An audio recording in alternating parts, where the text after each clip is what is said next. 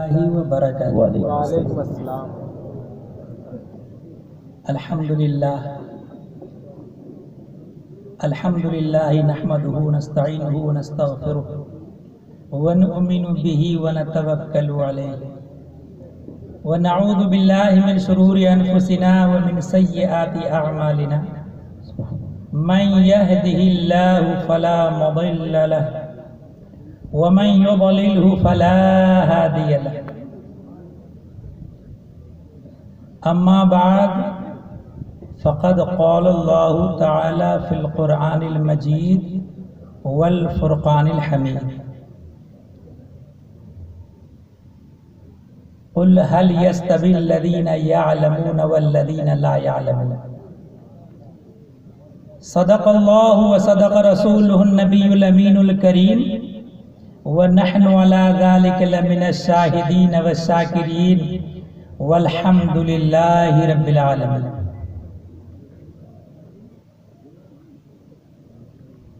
اس آیت کریمہ کے تحت کچھ عرض کرنے سے پیشتر آقا نامدار مدنی تاجدار احمد مجتبیٰ محمد مصطفیٰ صلی اللہ تعالی علیہ وسلم کی بارگاہ میں درود و سلام کا نذرانہ پیش کریں۔ اللہم صلی علی سیدنا مولانا محمد بارک وسلم صلاۃ و سلاما دائما علیک یا رسول اللہ صلی اللہ علیہ وسلم۔ اللہ تبارک و تعالی ارشاد فرماتا ہے قل هل يستوي الذين يعلمون والذين لا يعلمون، تم فرماؤ کیا وہ لوگ جو علم رکھتے ہیں، جن کو اللہ نے علم کی دولت سے سرفراز فرمایا ہے، وہ لوگ اور دوسرے وہ لوگ جو علم نہیں رکھتے ہیں، کیا دونوں طرح کے لوگ برابر ہیں؟ اس آیت کریمہ میں جو استفہام ہے وہ استفہام انکاری ہے، یعنی علم والے اور بے علم برابر نہیں ہیں۔ بے شک۔ کیوں برابر نہیں ہیں؟ تو اللہ تبارک و تعالیٰ نے قرآن کریم میں ہی ارشاد فرمایا یرفع اللہ الذین آمنوا منکم والذین اوتوا العلم درجات، کہ اللہ تبارک و تعالیٰ ان لوگوں کو جو ایمان لے آئے، جو ایمان کی دولت سے سرفراز ہوئے، ان کو اللہ تبارک و تعالیٰ بلندیاں عطا فرمائے گا۔ بے شک۔ اور خاص طور پر وہ لوگ جن کو اللہ تبارک و تعالیٰ نے علم کی دولت سے، حکمت کی دولت سے سرفراز فرمایا ہے، ان کو اللہ تبارک و تعالیٰ درجوں بلند فرمائے۔ بے شک۔ سبحان اللہ سبحان اللہ۔ تو معلوم ہوا کہ علم وہ عظیم شے ہے جس سے اللہ تبارک و تعالیٰ درجوں بلندی عطا فرماتا ہے، اور جو لوگ علم کی دولت سے محروم ہیں وہ اس عظمت کو، اس بلندی کو چھو نہیں سکتے۔ جب اللہ تبارک و تعالی نے فرشتوں پر اپنا ارادہ ظاہر فرمایا کہ میں زمین پر اپنا نائب بنانے والا ہوں، انی جاعل فی الارض خلیفہ، تو فرشتوں نے رب تعالیٰ کی بارگاہ میں عرض کیا کہ ایسے کو خلیفہ بنائے گا جو زمین میں فساد کرے، خوریزی کرے؟ تو اللہ تبارک و تعالیٰ نے فرمایا کہ میں وہ جانتا ہوں جو تم نہیں جانتے، ہم وہ جانتے ہیں جو تم نہیں جانتے ہو۔ پھر اس کے بعد اللہ تبارک و تعالیٰ نے حضرت آدم علیہ السلام کو تمام چیزوں کے نام بتا دیا، ہر چیز کا علم عطا کر دیا۔ وعلم آدم الاسماء، اللہ تبارک و تعالیٰ نے آدم علیہ السلام کو تمام چیزوں کے نام بتا دیے۔ مگر صرف نام ہی نہیں بتایا بلکہ ان چیزوں کی بھی معرفت کرا دی گئی، اس لیے کہ صرف نام معلوم ہو اور یہ معلوم نہ ہو کہ کس چیز کا کیا نام ہے، تب بھی آدمی کا علم مکمل نہیں ہے۔ جب پوچھا جائے اس کو کیا کہتے ہیں نہیں بتا پائے گا، نام معلوم ہے لیکن کس چیز کا نام کیا ہے یہ معلوم نہ ہو تو نہیں بتا سکتا۔ تو معلوم یہ ہوا کہ اللہ تبارک و تعالیٰ نے حضرت آدم علیہ السلام کو تمام چیزوں، تمام اشیاء کے نام بھی بتا دیے اور تمام اشیاء کی معرفت بھی کرا دی۔ اور اس کے بعد جب اللہ تبارک و تعالیٰ نے فرشتوں سے پوچھا تو فرشتوں نے کیا جواب دیا؟ سبحانک لا علم لنا الا ما علمتنا، پاکی ہے تیری، ہمیں تو اتنا ہی علم ہے جتنا تو نے ہمیں عطا فرمایا۔ تو اس واقعے سے یہ ظاہر ہو گیا کہ اللہ تبارک و تعالیٰ نے حضرت آدم علیہ السلام کو علم کی دولت سے سرفراز فرما کر فرشتوں کی جماعت سے بھی بلندی عطا فرمائی۔ علم وہ دولت ہے، علم وہ نعمت ہے کہ جس کی وجہ سے اللہ تبارک و تعالیٰ آدم علیہ السلام کو، ایک انسان کو، فرشتوں پر بھی برتری عطا فرما دیتا ہے۔ تو اس لیے علم کی بہت بڑی عظمت اور علم کی بہت بڑی قدر و قیمت ہے۔ ایک حدیث شریف آپ کو سناؤں، نبی کریم صلی اللہ تعالی علیہ وسلم ارشاد فرماتے ہیں لا حسد الا فی اثنین، حسد نہیں مگر دو شخصوں کے بارے میں۔ حسد کہتے کسے ہیں؟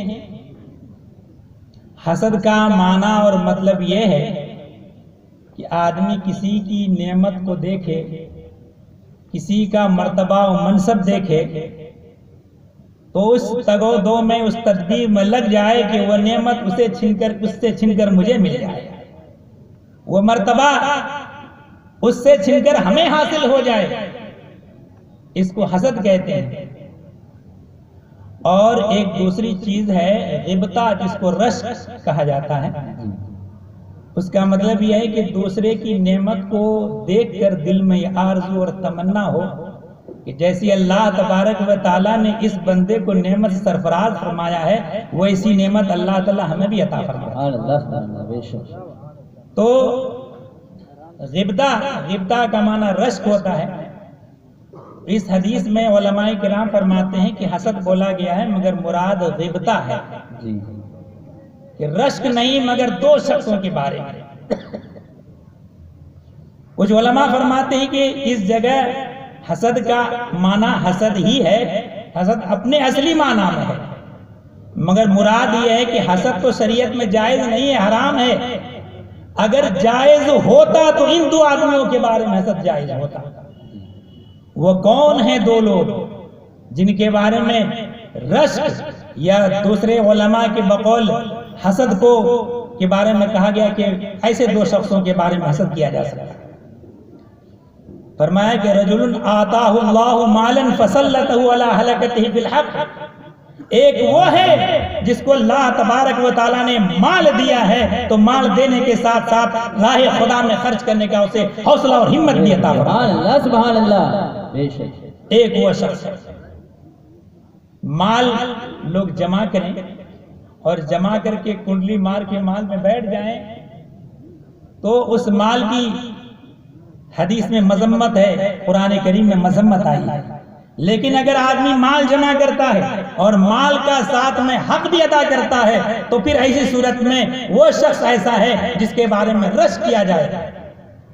اور دوسرا رجل آتاہ اللہ الحکمت فہو یقضی بہا ویعلمہا، دوسرا وہ شخص ہے جس کو اللہ تبارک و تعالیٰ نے علم عطا فرمایا، جس کو اللہ نے حکمت عطا فرمائی تو وہ اس کے مطابق فیصلہ بھی کرتا ہے اور لوگوں کو علم سکھاتا بھی اور دیتا بھی ہے۔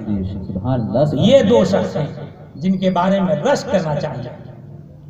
اور ایک حدیث شریف جو ابھی آپ سن چکے، نبی کریم صلی اللہ تعالی علیہ وسلم ارشاد فرماتے ہیں اذا مات الانسان انقطع عنہ عمله، جب آدمی کی موت واقع ہو جاتی ہے تو عمل منقطع ہو جاتا ہے. بے شک ظاہر ہے جب آدمی دنیا میں باحیات ہے، زندہ رہتا ہے، نماز ادا کرتا ہے تو نماز پڑھنے کا ثواب ملتا ہے، حج ادا کرے گا حج کا ثواب ملے گا، زکوٰۃ دے گا زکوٰۃ کا ثواب ملے گا، اور خیرات کرے گا خیرات کا ثواب ملے گا. غرض یہ ہے کہ جب تک وہ دنیا میں زندہ ہے طرح طرح کی نیکیاں کرتا ہے، قرآن کریم کی تلاوت کرتا ہے، روزے رکھتا ہے اور طرح طرح کی عبادتیں کرتا ہے، نوافل پڑھتا ہے، تو طرح طرح سے باتیں کرتا ہے اور یہ باتوں کا ثواب ملتا رہتا ہے. لیکن جب آنکھیں بند ہو گئی، دنیا سے رخصت ہو گیا، تو نماز پڑھنے کا سلسلہ موقوف تو ثواب ملنے کا سلسلہ بھی موقوف. روزے نہیں رکھتا تو روزہ رکھنے کا ثواب بھی نہیں ملے گا، زکوٰۃ نہیں دیتا تو زکوٰۃ دینے کا ثواب بھی نہیں ملے گا، حج ادا نہیں کرتا تو حج کا ثواب بھی نہیں ملتا. غرض یہ ہے کہ جب آدمی کی موت واقع ہو جاتی ہے تو اس کا عمل منقطع ہو جاتا ہے.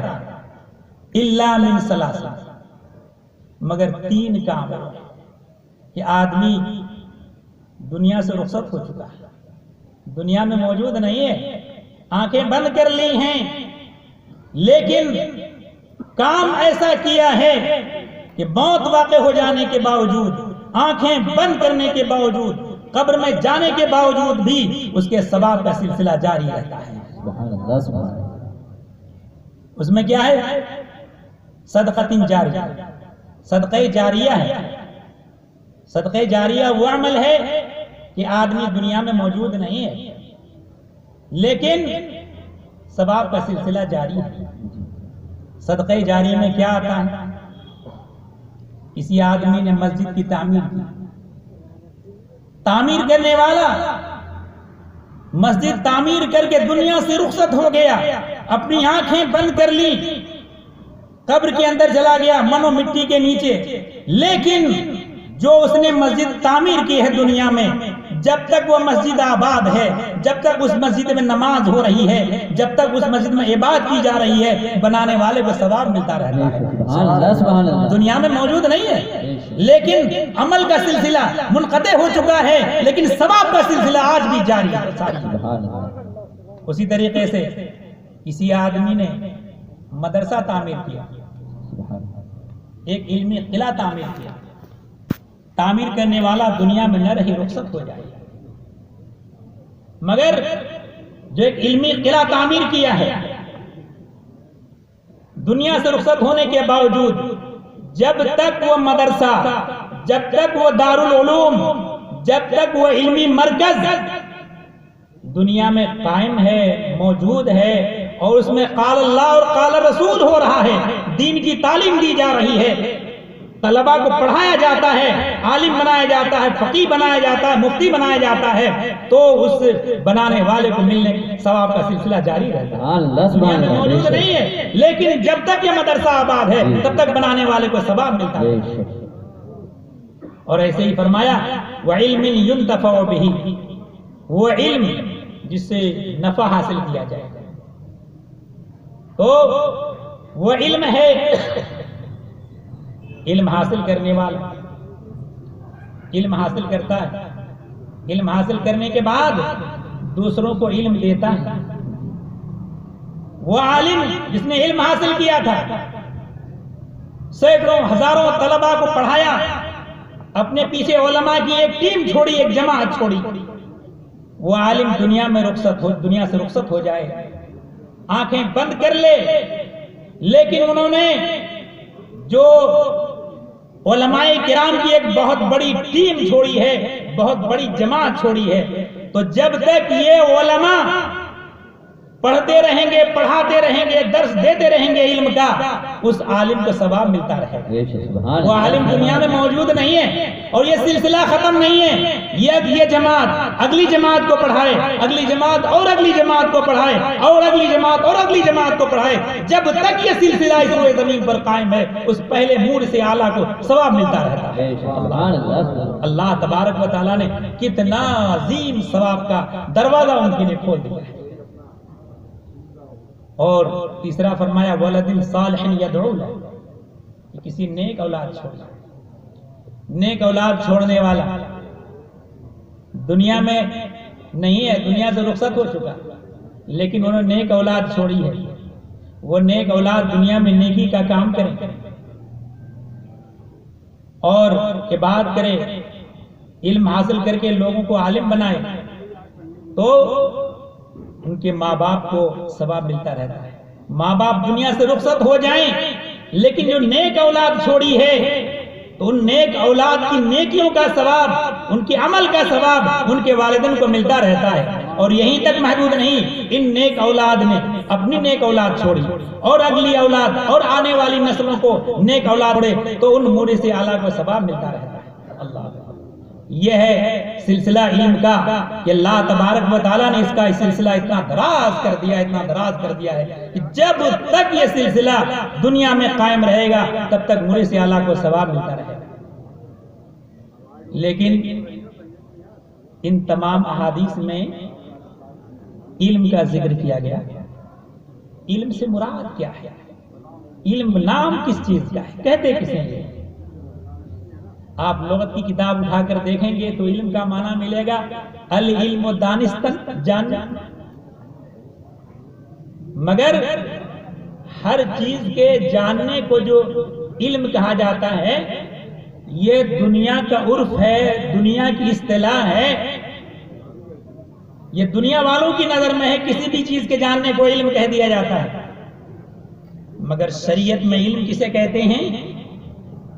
حضرت ملا علی قاری رحمت اللہ علیہ مرقات شرح مشکات میں علم کے بارے میں فرماتے ہیں العلم نور فی قلب المؤمن، العلم نور فی قلب المؤمن مقتبس من مصابیح مشکات النبوت.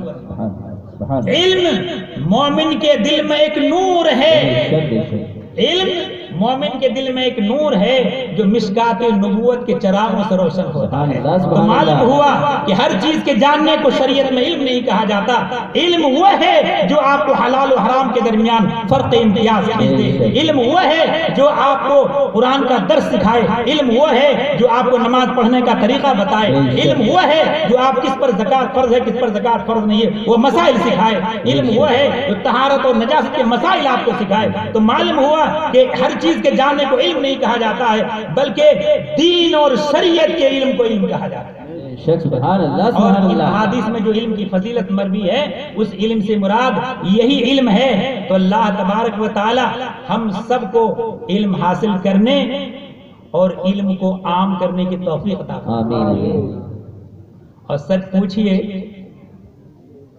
آدمی علماء بڑے بڑے علماء ہیں مگر حقیقی معنی میں ہر وقت میں وہ طالب علم ہی رہتا ہے. بے شک بے شک. لیکن علم کی طلب کا سلسلہ کبھی ختم نہیں ہوتا. بے شک. لیکن کتنا بڑا عالم ہو جائے مگر مزید کی تلاش اور طلب ان کے اندر برقرار ہے، اور اگر مزید کی تلاش نہیں ہے تو پھر علم محدود ہو کر رہ جاتا ہے. تو علم وہ ہے کہ آدمی بہت بڑا عالم ہونے کے باوجود بھی طالب علم رہتا ہے. اور خاص طور پر میں یہ عرض کرنا چاہوں گا کہ دیکھیے جو علمی مراکز قائم کیے جاتے، مدارس قائم کیے جاتے، طلباء کو پڑھانے کا انتظام کیا جاتا ہے، تو اس کا یہ مطلب نہیں ہے کہ مدرسہ سے فارغ ہو جانے کے بعد آدمی بہت بڑا عالم ہو جائے. سچ پوچھئے تو اب اس کے اندر علم حاصل کرنے کا شعور پیدا ہوا ہے. مدارس میں فارغ ہونے کے بعد آدمی عالم نہیں ہو جاتا بلکہ علم حاصل کرنے کا اب شعور پیدا ہو گیا ہے. اس سے پہلے اس کے اندر اتنا شعور نہیں تھا کہ علم حاصل کرتا، اب اس کے اندر اتنا شعور آ گیا ہے وہ علم حاصل کرتا ہے. یہ کوئی میں فرضی بات نہیں کہتا ہوں. اعلیٰ حضرت امام اہل سنت مجدد دین و ملت امام محمد رضا رضی اللہ تعالی عنہ نے فتاوی رضویہ میں تحریر فرمایا ہے کہ موجودہ درس نظامی کو پڑھنے کے بعد، موجودہ درس نظامی جو اعلیٰ حضرت کے زمانے میں درس نظامی پڑھایا جاتا ہے، اب درس نظامی میں کچھ تخفیف کر دی گئی ہے. بہت سی کتابیں ایسی ہیں کہ اب درس نظامی میں پڑھائی نہیں جاتی بلکہ کچھ کتابیں تو وہ ہیں کہ آج کے طلباء کو نام تک معلوم ہے. تو اعلیٰ حضرت فرماتے ہیں کہ موجودہ درس نظامی کو پڑھنے کے بعد آدمی عالم تو کجا علم کے دروازے میں داخل نہیں ہوتا. تو معلوم ہوا کہ درس نظامی پڑھنے کے بعد آدمی مکمل عالم نہیں ہوتا بلکہ علم حاصل کرنے کا شعور پیدا ہو جاتا ہے. اب اگر وہ علم حاصل کرے گا تو شعور پیدا ہو گیا ہے, اب علم کا راستہ اس کے لیے کھل گیا ہے, اب علم حاصل کر سکتا ہے بآسانی. اسی وجہ سے حضرت علامہ مولانا غلام جیلانی میرٹھی علیہ رحمہ فرماتے تھے کہ میں جب فارغ ہو گیا تو میں سمجھتا تھا کہ بہت بڑا عالم ہو گیا, اور جب فتاوی رضویہ کا مطالعہ شروع کیا تو مجھ کو احساس ہوا کہ میں تو کچھ نہیں جانتا. اب میں نے فتاوی رضویہ کا مطالعہ کر لیا ہے تو میں کہہ سکتا ہوں کہ میں بہت کچھ جانتا ہوں. تو حضرت میرٹھی صاحب یہ فرماتے تھے. تو اس لیے فارغ ہونے کے بعد آدمی ہرگز نہ سمجھے کہ ہم آج سے مکمل طور پر طلب علم سے فارغ ہو گئے, نہیں, بلکہ آپ کے لیے علم حاصل کرنے کا راستہ اور دروازہ کھولا گیا ہے. اب آپ علم حاصل کرتے رہیے, اللہ تبارک و تعالی آپ کے اوپر فیضان فرماتا ہے. اور کچھ وہ حضرات جو چند کتابیں پڑھنے کے بعد مفتی کہلانا شروع کر دیتے ہیں اور دارالفتاء میں بیٹھ کر کے فتویٰ نگاری کرتے ہیں, اور معاذ اللہ ثم معاذ اللہ کچھ لوگ اپنی جہالت کو دوسرے کے اوپر مسلط کرتے ہیں اور تھوپتے ہیں, اور اگر ان کو توجہ دلائی جائے تو ڈھٹائی پر آمادہ ہو جاتا ہے. جی جی یہ سمجھتے ہیں کہ کسی ماہر عالم کے پاس رہ کر کے ان کی شاگرد میں مشق افتاء کی ضرورت نہیں, فارغ ہو گئے تو ہمارا کام ہو گیا, ایسا نہیں ہے. خود اعلیٰ حضرت امام اہل سنت رضی اللہ تعالی عنہ 14 سال کی عمر میں فارغ ہو گئے اور اس کے بعد فتویٰ نویسی کا آغاز کر دیا, مگر اس کے باوجود وہ فرماتے ہیں کہ افتاء اور رد وہابیہ یہ دو چیزیں ایسی ہیں کہ بغیر کسی ماہر طبیب کے مطب میں رہ کر مشاقی کے بغیر حاصل نہیں ہو سکتا. اور خود اپنے بارے میں فرماتے ہیں کہ میں نے بھی ایک ماہر طبیب کے مطب میں رہ کر 7 سال مشاقی کی ہے. سبحان اللہ سبحان اللہ.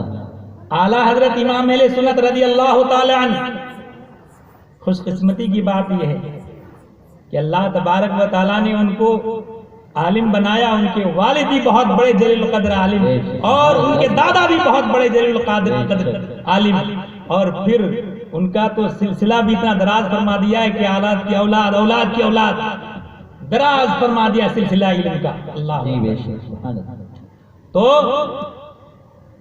خود اعلیٰ حضرت نے اپنے والد ماجد حضرت علامہ مولانا مفتی نقی علی خان علیہ رحمہ کے مطب میں رہ کر ان کے زیر سایہ مشق افتاء کیا اور 7 سال مشاقی کی ہے, اور 7 سال مشاقی کرنے کے بعد مکمل طور پر فتویٰ نویسی کا فرمائی ہے.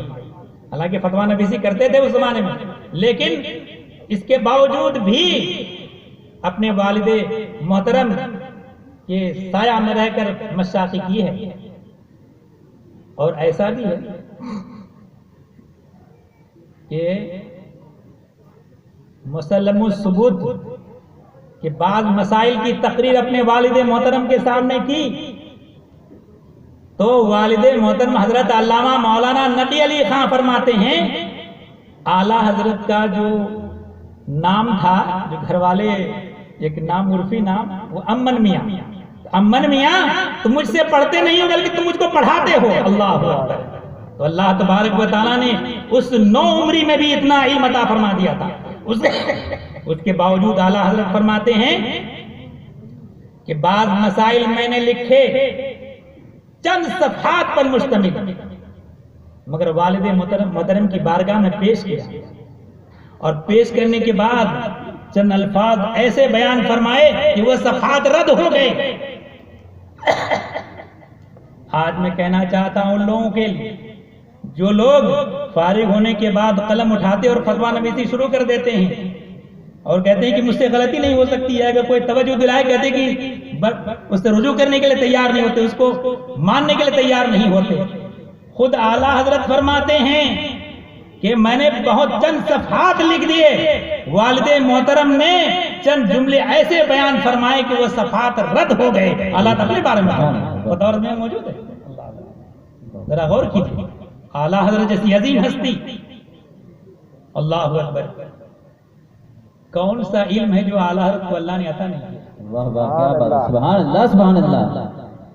تفسیر ہو کہ حدیث، کیا بات ہے، علم کلام ہو کہ علم فقہ، علم معانی ہو کہ علم بیان، سبحان اللہ، علم زیجات ہو کہ علم لغات، سبحان اللہ، علم تشریح ہو، تشریح الافلاک، علم حیات اور علم نجوم۔ سبحان اللہ، غرض یہ ہے کہ جتنے علوم کو آپ گنا سکتے ہیں اس بارگاہ میں آپ پائیں گے کہ اللہ تبارک و تعالیٰ نے ان کو نہ صرف ان علوم و فنون کا ماہر بنایا، بلکہ اعلیٰ حضرت نے ان علوم و فنون میں قیمتی نگارشات اپنی وراثت میں چھوڑے ہیں۔ سبحان اللہ، نعرہ تکبیر، نعرہ رسالت، فیضان حضور اعلیٰ حضرت۔ اور ایسے علوم و فنون کہ آج دنیا ان علوم و فنون کو حاصل کرنے سے عاجز و درمان، وہ ان علوم و فنون میں اعلیٰ حضرت نے کتابیں تحریر فرمائی ہیں۔ انہی کتابوں میں سے ایک کتاب ہے کشف العلہ عن سمت القبلہ۔ اس کتاب کا نام بالکل معرض خفا میں تھا۔ امریکہ میں رخ کدھر کر کے نماز پڑھنا چاہیے وہاں اختلاف پیدا ہو گیا۔ ہمارے ہندوستان میں تو پچھم طرف نماز پڑھ لیں گے نماز ہو جائے گی، لیکن پچھم طرف جو ہم نماز پڑھتے ہیں نماز تو ہو جاتی ہے، لیکن حقیقی قبلہ ایک نقطہ متعین ہے اس کا کہ وہ حقیقی قبلہ ہے، اور اس سے دائیں بائیں اگر تھوڑا بہت انحراف ہو جاتا ہے تو نماز میں فرق نہیں ہوتا، نماز ہو جاتی ہے۔ مگر زیادہ فرق ہو جائے، حقیقی قبلہ سے 45 درجہ جنوب کی طرف منحرف ہو جائے یا 45 درجہ سے زائد شمال کی طرف، تو پھر نماز درست نہیں ہوگی۔ تو امریکہ میں لوگ نماز ادا کر رہے تھے جنوب مشرق گوشہ کی طرف، پورب اور دکھن کونا کی طرف رخ کر کے۔ وہاں کسی شخص نے کہا کہ یہ کچھ قواعد کے لحاظ سے غلط نظر آ رہا ہے، اس طرف جو رخ کر کے نماز پڑھتے ہیں نماز نہیں ہونا چاہیے، شمال مشرق کی طرف رخ کر کے نماز ہونا چاہیے۔ تو امریکہ والوں نے، وہاں کے جو مسلمان جو لوگ اس کی طرف متوجہ تھے، پوری دنیا سے رابطہ قائم کیا، ہر جگہ سے انہوں نے سوال قائم کر کے جواب منگوائے، مصر سے، جارڈن سے، عرب، سعودی عرب سے، غرض یہ کہ جہاں جہاں تک ان کو مطلب میسر ہوا ان تمام لوگوں سے انہوں نے جواب منگوایا، اور جواب منگوا کر کے سب نے وہی جنوب مشرق لکھا، جنوب مشرق لکھا، کیونکہ وہاں اسی طرح رک کر کے نماز پڑھی جا رہی تھی۔ ایک اشرفیہ سے فارغ ہیں مولانا قمر الحسن صاحب بستے میں، تو وہ بھی امریکہ میں رہتے ہیں، تو انہوں نے کہا کہ اس فن کے ماہر تو امام علم و فن حضرت علامہ خواجہ مظفر حسین صاحب قبلہ ہیں، سبحان اللہ سبحان ان کی اللہ، بارگاہ میں سوال کرتے ہیں، دیکھتے ہیں اس بارگاہ سے کیا جواب آتا ہے۔ تو امام علم و فن حضرت علامہ خواجہ مظفر حسین صاحب قبلہ رحمۃ اللہ علیہ نے اعلیٰ حضرت کی جو کتاب ہے کشف العلہ عن سمت القبلہ، اس کتاب کے 10 قاعدے ہیں، اور وہ قواعد ان کے شاگرد رشید ملک العلماء حضرت علامہ ظفر الدین بہاری علیہ الرحمہ نے، جو ان علوم میں ان کے سچے وارث تھے، انہوں نے اپنی کتاب الجواہر والیواقیت میں وہ 10 قاعدے ذکر کر دیے۔ تو ان 10 قاعدوں میں سے ایک قاعدہ امریکہ والوں کے لیے فٹ ہوتا تھا، اس قاعدہ سے انہوں نے نکال کر کے اور اس کے بعد بھیجا کہ وہاں کا قبلہ شمال مشرق ہے، اور صرف یہ قاعدہ بھی تحریر کر دیا، اور پھر اس کے بعد ایک عملی طریقہ بتا دیا گیا، ایسے عملی طریقہ سے آپ جانچنا چاہیں گروپ کے ذریعے تو جانچ بھی سکتے ہیں۔ جب ان لوگوں نے دیکھا، دیکھنے کے بعد اب انکار کی کوئی صورت ہی نہیں تھی، تو ان لوگوں نے، سب لوگوں نے پھر مانا اس بات کو، ان کو ماننا پڑا کہ شمال مشرق کی طرف رخ کر کے ہی نماز پڑھنا چاہیے۔ تو اس وقت نام آیا کہ کشف العلق عن سمت القبلہ یہ کتاب ہے کہاں. تلاش شروع ہوئی تو اس کے بعد تاج الشریعہ حضرت علامہ مفتی اختر رضا خان رحمۃ اللہ علیہ انہوں نے پاکستان سے ایک نسخہ فوٹو کاپی مجھے لا کے دی کہ یہ کشف العلہ ہے، اب اس پہ تم کام کرو. تو اللہ کے فضل و کرم سے امام علم و فن حضرت خواجہ مظفر حسین صاحب قبلہ سے مجھے بھی ان علوم و فنون میں کچھ چھیٹا عطا ہو گیا ہے. تو میں نے جب دیکھا کہ حضرت اس کتاب میں کام بڑا دشوار ہے، اس لیے کہ اس کتاب کو جا بجا دیمک نے اصل کو کھا لیا تھا، اور اس کے بعد جو فوٹو کاپی کرائی گئی ہے تو ہر ورق کو علیحدہ نہیں کیا گیا ہے، اس میں پچھلے صفحہ کی تحریر اس صفحہ میں آ گئی ہے اور امتیاز کرنا بڑا مشکل ہے. اس میں تو کام نہیں ہو پائے گا، مگر حسن اتفاق کہیے کہ وہ کتاب حضرت مولانا توصیف رضا مدذ النورانی کی صندوق جی میں وہ کتاب موجود ہے، سبحان اللہ. اور انہوں نے کتاب نکال کر دی، اور کتاب نکال کر دینے کے بعد میں نے کہا تو کشف العلہ عن سمت القبلہ ہے، قلمی نسخہ اعلیٰ حضرت کے ہاتھ کا لکھا ہوا. سبحان اللہ سبحان اللہ. اور اس کے بعد اس کو بھی دیمک نے جا بجا نقصان پہنچا دیا تھا. بہرحال میں نے اس میں محنت کی اور اللہ تبارک و تعالیٰ نے حوصلہ بھی عطا فرمایا. اتنی مشکل ترین کتاب ایک تو یہ کہ اس میں ایک علم نہیں ہے، جغرافیہ بھی اس میں ہے، لوگارتھم بھی اس میں ہے، اور علم مثلث بھی ہے. اور علم مثلث جس کو جیومیٹری کہتے ہیں، اس کی مشکل ترین جو علم مثلث کروی اسفیریکل ٹریگنومیٹری جس کو کہتے ہیں، اس فن کے قواعد اس کے اندر موجود ہیں. بہرحال کتاب میں نے محنت شروع کی، اللہ کے فضل و کرم سے کتاب مکمل ہو گئی، اور وہ کتاب چھپ کر کے آج پوری دنیا والوں کی نظر میں ہے. سبحان اللہ. اعلیٰ حضرت نے اس کتاب میں 10 قاعدے خود ایجاد کیے ہیں، 10 قاعدے خود ایجاد کیے ہیں. اور وہ 10 قاعدے کیا ہیں؟ خود اعلیٰ حضرت اس کے بارے میں ان قواعد کے بارے میں فرماتے ہیں کہ یہ 10 قاعدے خاص میری ایجاد کردہ ہیں، اور یہ 10 قاعدے اتنے آسان ہیں کہ ان سے اور آسان اصلاً دوسرا کوئی قاعدہ نہیں. اور یہ قواعد اتنے تحقیقی ہیں کہ اگر عرض و طول نکال کر، عرض و طول کا مطلب عرض البلد طول البلد جس کو لانگیٹیوڈ اور لیٹیٹیوڈ کہا جاتا ہے، وہ نکال کر اور ان قواعد سے استخراج کر کے استقبال کریں اور حجابات اٹھا دیے جائیں تو خانہ کعبہ کو خاص روبرو پائیں گے. سبحان اللہ سبحان اللہ. اللہ اتنے تحقیقی ہیں یہ قواعد. اور اس کے بعد صرف یہی نہیں، اس زمانے میں پانی کے جہاز چلتے تھے. بمبئی کے بندرگاہ سے جہاز چل رہا، 100 میل چلا تو اب قبلہ کدھر کو ہو جائے گا، اگلے 100 میل چلا تو اب قبلہ کیا ہوگا، اگلے 100 میل چلا تو قبلہ کیا ہو گیا. یہاں تک کہ جدہ جانے میں ہر 100 میل کے فاصلے پر قبلہ کا ٹیبل اعلیٰ حضرت نے تیار کر دیا. سبحان اللہ سبحان اللہ. اور یہی نہیں بلکہ کراچی سے بھی جہاز جاتا ہے جدہ، تو کراچی سے جہاز چلا 100 میل چلا تو کیا قبلہ ہو گیا، اگلا 100 میل چلا تو کیا چلا ہو گیا. اسی طرح جکارتا سے، یعنی غرض یہ کہ الگ الگ ملکوں سے جہاں سے مسلمان سفر کرتے تھے ہر 100 میل کے فاصلے میں قبلہ کا رخ کیا ہوگا، اعلیٰ حضرت نے اس کا ٹیبل بنا کر اس کتاب میں تحریر فرمایا. وہ عظیم الشان علم اللہ تبارک و تعالیٰ نے ان کو عطا فرمایا. اور ایک واقعہ سنا کے بس اپنی گفتگو ختم کرتا ہوں. اعلیٰ حضرت نے علم تقویمات پر مشتمل ایک کتاب لکھی، المسفر المطالع للتقویم والطالع. اور کتاب جب تحریر فرمائی تو اس کتاب سے شمس اور قمر کی تقویم وغیرہ اوساط اور تقویم معلوم کی جاتی ہے. اس میں زیادہ تفصیل میں نہیں جاؤں گا کیونکہ عام لوگوں کو سمجھ میں آئے گا ہی نہیں. میں اتنی بات بتانا چاہوں گا. تو انگلینڈ سے ان کے ایک دوست نے خط لکھا کہ حضرت اس کتاب کی اشاعت ابھی روک دی جائے.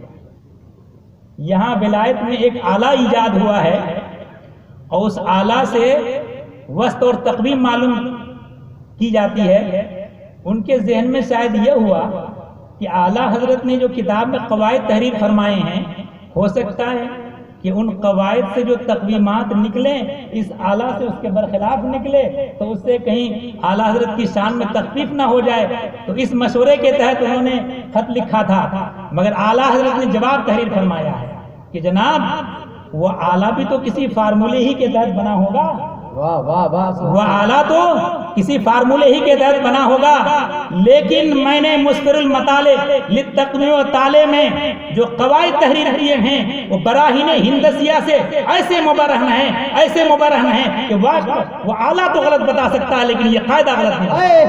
نعرہ تکبیر، اتنا نعرہ رسالت، مسلک علم پر۔ تو اللہ تبارک و تعالی ہم سب کو علم نافع عطا فرمائے۔ اور آخر میں حضرت علامہ مولانا مفتی امتیاز القادری صاحب مدد اللہ العالی نے جو ایک عظیم ارادہ کیا ہے دینی ادارہ اور دینی قلعہ تعمیر کرنے کا، اللہ تبارک و تعالی ان کا حوصلہ اور بلند سے بلند تر فرمائے، اور وہ کام اللہ تبارک و تعالیٰ ان سے لے اور ان کو آگے بڑھائے۔ لوگ تو دعا کرتے ہیں کہ ان کے کام کو اللہ تعالیٰ مکمل کرے، میں کہتا ہوں مکمل کرے نہیں، کیونکہ حوصلہ اتنا بلند ہو کہ کبھی کام کا ارادہ کبھی ملتوی ہی نہ ہو، جتنا ہو اور آگے کا ارادہ اور بڑھتا جائے، جتنا پورا ہو جائے اور آگے کا ارادہ بڑھتا جائے، تکمیل ہی نہ ہو بلکہ تکمیل نہ ہو کر کے سلسلہ جاری رہے۔ اللہ تبارک و تعالیٰ ان کے حوصلہ کو بلند فرمائے۔ اور پھر آخر میں ایک بات اور بطور نصیحت کہنا چاہوں گا، دیکھیے انسان کتنا بڑا عالم ہو جائے